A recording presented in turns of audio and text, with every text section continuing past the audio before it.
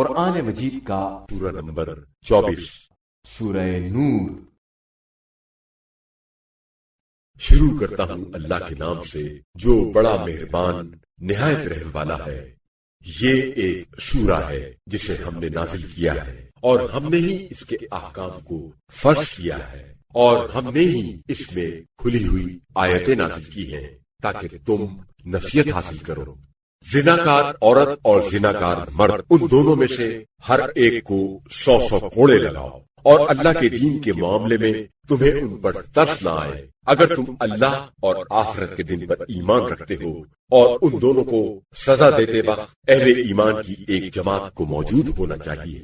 زناکار مرد نکاح نہیں کرتا مگر زناکار عورت یا مشرک عورت کے ساتھ، اور زناکار عورت نکاح نہیں کرتی مگر زناکار مرد یا مشرک مرد کے ساتھ، اور یہ زنا اہل ایمان پر حرام قرار دے دیا گیا ہے۔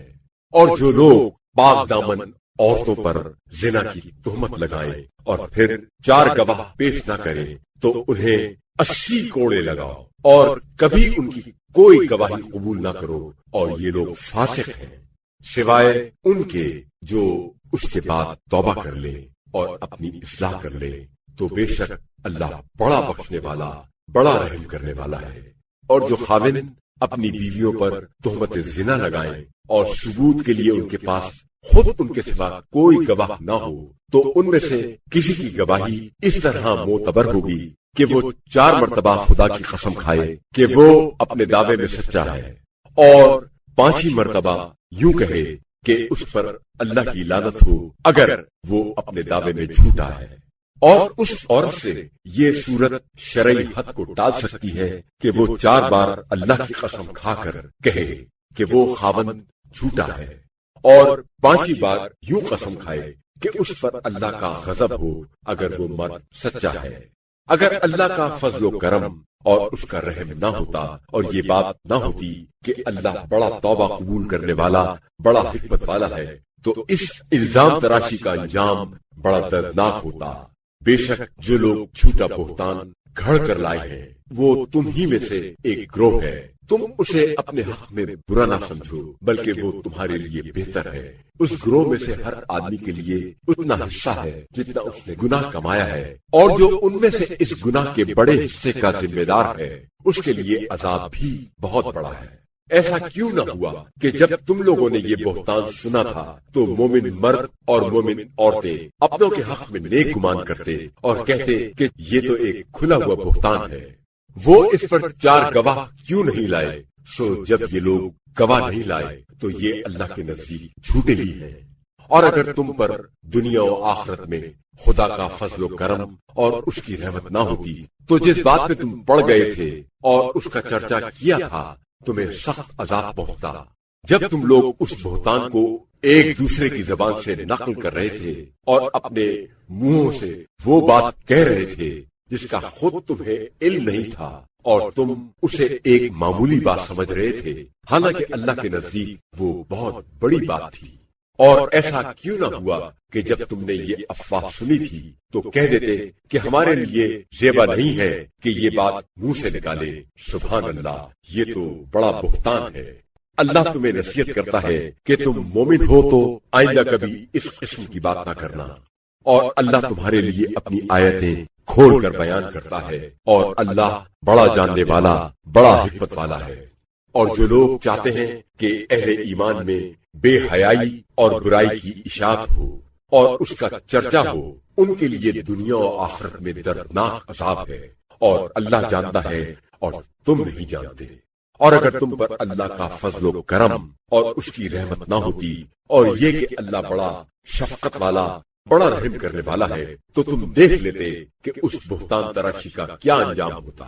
اے ایمان والو، شیطان کے نقش قدم پر نہ چلو، اور جو کوئی شیطان کے نقش قدم پر چلتا ہے تو وہ اسے بے حیائی اور ہر طرح کی برائی کا حکم دیتا ہے۔ اور اگر تم پر خدا کا فضل و کرم اور اس کی رحمت نہ ہوتی تو تم میں سے کوئی بھی کبھی پاک و صاف نہ ہوتا، لیکن اللہ جسے چاہتا ہے اسے پاک و صاف کر دیتا ہے، اور اللہ بڑا سننے والا بڑا جاننے والا ہے۔ اور جو لوگ تم میں سے مال و دولت اور وسعت والے ہیں وہ قسم نہ کھائیں کہ قرابت داروں، مسکینوں اور راہ خدا میں ہجرت کرنے والوں کو کچھ نہیں دیں گے۔ چاہیے کہ یہ لوگ معاف کر دیں اور درگزر کریں۔ کیا تم یہ نہیں چاہتے کہ اللہ تمہیں بخش دے؟ اور اللہ بڑا بخشنے والا، بڑا رحم کرنے والا ہے۔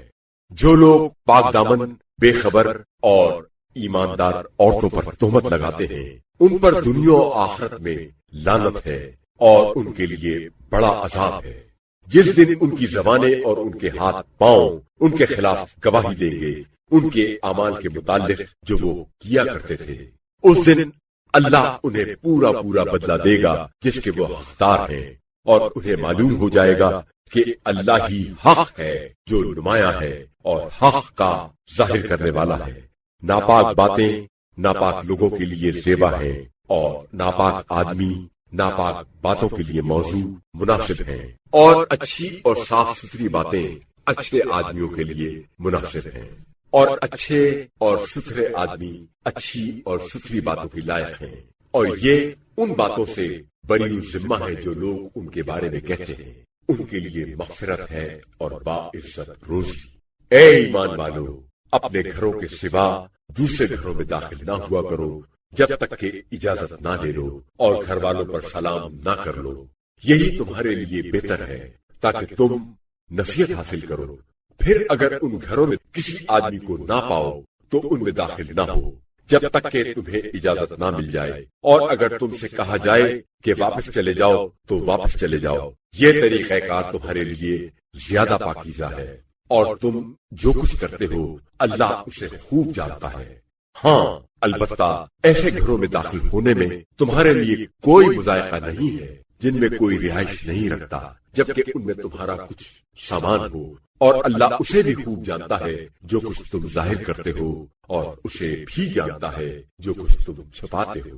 اے رسول صلی اللہ علیہ وآلہ وسلم، آپ صلی اللہ علیہ وآلہ وسلم مومن مردوں سے کہہ دیجئے کہ وہ اپنی نگاہیں نیچی رکھیں اور اپنی شرمگاہوں کی حفاظت کریں۔ یہ طریقہ ان کے لیے زیادہ پاکیزگی کا باعث ہے۔ بے شک لوگ جو کچھ کیا کرتے ہیں اللہ اس سے خوب واقف ہے۔ اور اے رسول صلی اللہ علیہ وآلہ وسلم، آپ مومن عورتوں سے کہہ دیجئے کہ وہ اپنی نگاہیں نیچی رکھیں اور اپنی شرمگاہوں کی حفاظت کریں، اور اپنی زینت و آرائش کو ظاہر نہ کریں سوائے اس کے جو خود ظاہر ہوں، اور چاہیے کہ وہ اپنی اوڑھنیاں اپنے گریبانوں پر ڈالے رہیں اور اپنی زیبائش و آرائش ظاہر نہ کریں سوائے اپنے شوہروں کے یا اپنے باپ داداؤں کے یا اپنے شوہروں کے باپ داداؤں کے یا اپنے بیٹوں کے یا اپنے شوہروں کے بیٹوں کے یا اپنے بھائیوں کے یا اپنے بھتیجوں کے یا اپنے بھانجوں کے یا اپنی ہم مذہب عورتوں کے یا اپنے غلاموں یا لونڈیوں کے یا اپنے نوکروں چاکروں کے جو جنسی خواہش نہ رکھتے ہوں، یا ان بچوں کے جو ابھی عورتوں کی پردے والی باتوں سے واقف نہیں ہیں، اور وہ اپنے پاؤں زمین پر اس طرح نہ مارے کہ جس سے ان کی وہ زیبائش و آرائش معلوم ہو جائے جسے وہ چھپائے ہوئے ہیں۔ اے اہل ایمان، تم سب مل کر اللہ کی بارگاہ میں توبہ کرو تاکہ تم فلاح پاؤ، اور تم میں جو مرد و زن بے نکاح ہیں ان کا نکاح کرو، نیز اپنے غلاموں اور کنیزوں میں سے بھی جو نکاح کے قابل ہوں ان کا بھی نکاح کرو۔ اگر وہ غریب و نادار ہوں گے تو اللہ انہیں اپنے فضل و کرم سے مالدار بنا دے گا، اور اللہ بڑی وسعت والا، بڑا علم والا ہے۔ اور جو لوگ نکاح کرنے کی مقدرت نہیں رکھتے انہیں چاہیے کہ عفت اور ضبط نفس سے کام لے یہاں تک کہ اللہ انہیں اپنے فضل سے غنی کر دے۔ اور تمہارے مملوکہ غلاموں اور کنیزوں میں سے جو مکاتب بننے کے خواہش مند ہو تو اگر تمہیں ان میں کوئی بھلائی معلوم ہو تو ان سے مکاتبہ کر لو، اور تم اللہ کے مال میں سے انہیں عطا کرو، اور اپنی جوان کنیزوں کو محض دنیاوی رنگ کا کچھ سامان حاصل کرنے کے لیے بدکاری پر مجبور نہ کرو جبکہ وہ پاک دامن رہنا چاہتی ہوں۔ اگر کوئی انہیں مجبور کرے تو بے شک ان کا مجبور کرنے کے بعد بھی اللہ بڑا بخشنے والا، بڑا رحم کرنے والا ہے۔ بے شک ہم نے تم لوگوں کی طرف واضح آیتیں نازل کی ہیں اور تم سے پہلے گزرے ہوئے لوگوں کی مثالیں بھی اور پرہیزگاروں کے لیے بند و نصیحت بھی۔ اللہ آسمانوں اور زمین کا نور ہے، اس کے نور کی مثال یہ ہے جیسے ایک طاق میں چراغ رکھا ہوا ہو اور چراغ شیشے کی قندیل میں ہو، اور وہ قندیل گویا موتی کی طرح چمکتا ہوا ایک ستارہ ہے، اور وہ چراغ زیتون کے بابرکت درخت کے تیل سے روشن کیا جاتا ہے، جو نہ شرقی ہے نہ غربی، قریب ہے کہ اس کا تیل خود بخود بھڑک اٹھے اگرچہ آگ نے اسے چھوا بھی نہ ہو۔ یہ نور بالائے نور ہے، اللہ جس کو چاہتا ہے اپنے نور کی طرف ہدایت فرماتا ہے، اور اللہ لوگوں کے لیے مثالیں بیان کرتا ہے، اور اللہ ہر چیز کا بڑا جاننے والا ہے۔ یہ ہدایت پانے والے ایسے گھروں میں ہیں جن کے بارے میں اللہ نے حکم دیا ہے کہ انہیں بلند کیا جائے اور ان میں خدا کا نام لیا جائے۔ ان میں ایسے لوگ صبح و شام اس کی تسبیح کرتے ہیں، جنہیں کوئی تجارت اور خرید و فروخت اللہ کی یاد سے، نماز پڑھنے سے اور زکوٰۃ دینے سے غافل نہیں کرتی، کیونکہ وہ اس دن سے ڈرتے ہیں جس میں دل اور نگاہیں الٹ پلٹ ہو جائیں گی، تاکہ اللہ ان کو ان کے بہترین اعمال کی جزا دے اور اپنے فضل سے مزید نوازے، اور اللہ جسے چاہتا ہے اسے بے حساب رزق عطا کرتا ہے۔ اور جن لوگوں نے کفر اختیار کیا ان کے اعمال شراب کی مانند ہے، جو ایک چٹیل میدان میں ہو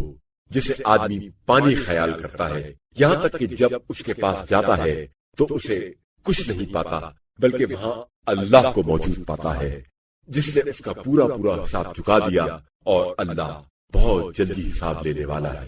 یا پھر ان کی مثال ایسی ہے جیسے گہرے سمندر میں اندھیرا کہ اسے ایک موج ڈھانپ لے، پھر اس موج کے اوپر ایک اور موج ہو، اور پھر اس کے اوپر بادل ہو۔ الغرض اندھیروں پر اندھیرا کہ اگر کوئی اپنا ہاتھ نکالے تو اسے دیکھ نہ پائے، اور جسے اللہ نور ہدایت نہ دے تو اس کے لیے کوئی نور نہیں ہے۔ کیا تم نے نہیں دیکھا کہ جو کوئی آسمانوں اور زمین میں ہے اللہ کی تسبیح کرتے ہیں، اور پر پھیلائے ہوئے پرندے بھی ہر ایک اپنی اپنی مخصوص نماز و تسبیح کو جانتا ہے۔ جو کچھ وہ کرتے ہیں اللہ اسے خوب جانتا ہے، اور آسمانوں اور زمین کی بادشاہی اللہ ہی کے لیے ہے، اور اللہ ہی کی طرف سب کی بازگشت ہے۔ کیا تم نے نہیں دیکھا کہ اللہ بادل کو آہستہ آہستہ چلاتا ہے، پھر اس کے ٹکڑوں کو باہم ملاتا ہے، پھر اسے تہ بتہ کر دیتا ہے، پھر تم دیکھتے ہو کہ اس کے درمیان سے بارش نکلواتا ہے، اور وہ اللہ آسمانوں سے پہاڑوں کی شکل کے بادلوں سے برف یعنی اولے برساتا ہے، پھر ان کو جس پر چاہتا ہے گرا دیتا ہے، اور جس سے چاہتا ہے ہٹا دیتا ہے۔ قریب ہے کہ اس کی بجلی کی چمک آنکھوں کی بینائی کو لے جائے۔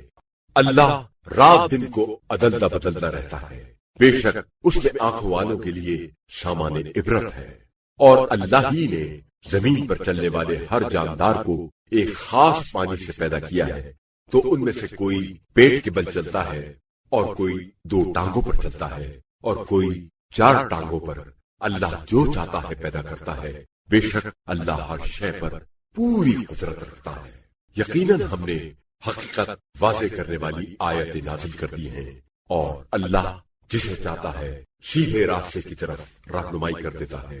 اور وہ کہتے ہیں کہ ہم اللہ اور رسول پر ایمان لائے ہیں، اور ہم نے اطاعت بھی کی، مگر اس کے بعد ان میں سے ایک گروہ منہ پھیر لیتا ہے، اور ایسے لوگ ہرگز مومن نہیں ہیں۔ اور جب انہیں خدا اور رسول کی طرف بلایا جاتا ہے تاکہ رسول ان کے درمیان فیصلہ کر دے، تو ایک دم ان میں سے ایک گروہ روگرداں ہو جاتا ہے، اور اگر حق ان کے موافق ہو، اس میں ان کا فائدہ ہو، تو پھر سر تسلیم خم کیے اس رسول کی طرف آ جاتے ہیں۔ ان کے دلوں میں نفاق وغیرہ کی کوئی بیماری ہے، یا اسلام کے متعلق شک میں مبتلا ہے، یا پھر ڈرتے ہیں کہ اللہ اور اس کا رسول ان کے ساتھ زیادتی کریں گے۔ نہیں، بلکہ یہ لوگ خود ظلم و زیادتی کرنے والے ہیں۔ اہل ایمان کو جب خدا اور رسول کی طرف بلایا جائے کہ وہ رسول ان کے درمیان فیصلہ کرے، تو ان کا قول یہ ہوتا ہے کہ وہ کہتے ہیں ہم نے سنا اور اطاعت کی، اور یہی لوگ فلاح پانے والے ہیں۔ اور جو کوئی اللہ اور اس کے رسول کی اطاعت کرے اور اللہ سے ڈرے اور پرہیزگاری اختیار کرے، اس کی نافرمانی سے بچے، تو ایسے ہی لوگ کامیاب ہونے والے ہیں۔ اور یہ منافق اپنے مقدور بھر اللہ کی قسمیں کھا کر کہتے ہیں کہ اگر آپ صلی اللہ علیہ وآلہ وسلم انہیں حکم دیں گے تو وہ اپنے گھروں سے بھی نکل کھڑے ہوں گے۔ آپ صلی اللہ علیہ وآلہ وسلم کہیے کہ تم قسمیں نہ کھاؤ، بس معروف و معلوم فرما برداری مطلوب ہے۔ بے شک جو کچھ تم کرتے ہو اللہ اس سے خوب واقف ہے۔ آپ صلی اللہ علیہ وآلہ وسلم کہہ دیجئے کہ تم